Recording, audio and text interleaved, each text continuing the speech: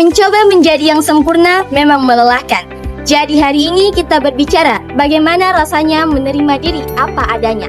Assalamualaikum warahmatullahi wabarakatuh.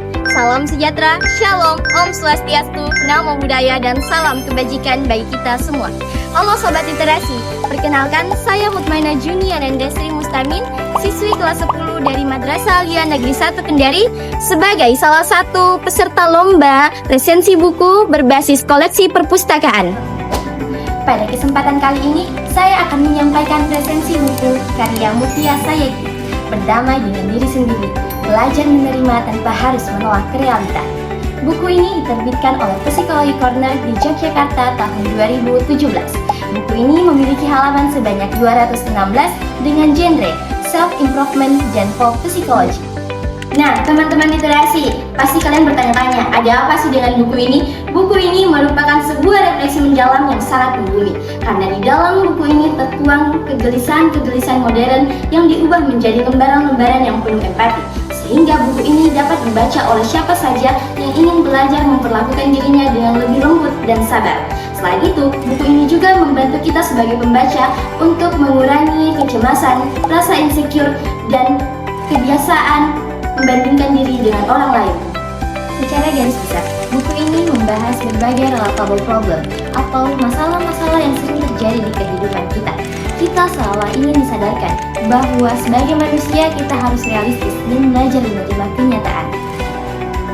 Salah satu poin penting yang diangkat dari buku ini adalah konsep bahwa manusia itu otentik.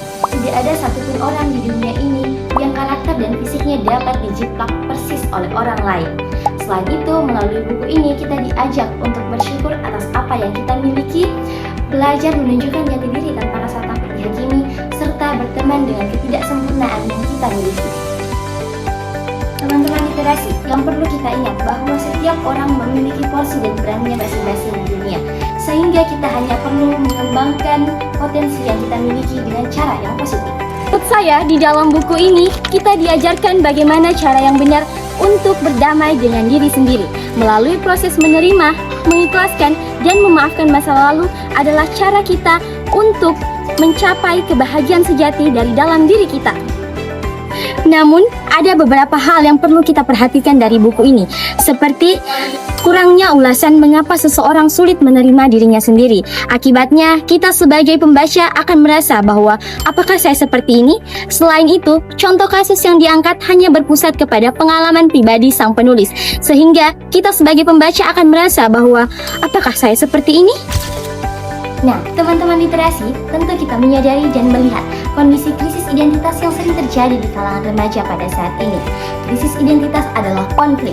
Nah, di buku ini kita diajarkan bagaimana cara kita untuk lepas dari label-label masa lalu yang sudah tidak penting, dan kita diajak untuk berfokus kepada nilai-nilai yang kita yakini. Nah, inti dari buku ini adalah seni menerima diri. Di dalamnya ada tips nyata untuk keluar dari jebakan overthinking dan stres akibat ekspektasi yang terlalu tinggi, sehingga kita merasa ini adalah pelukan hangat dalam bentuk buku bagi siapapun yang sedang lelah dan ingin mencari jati diri terbaiknya.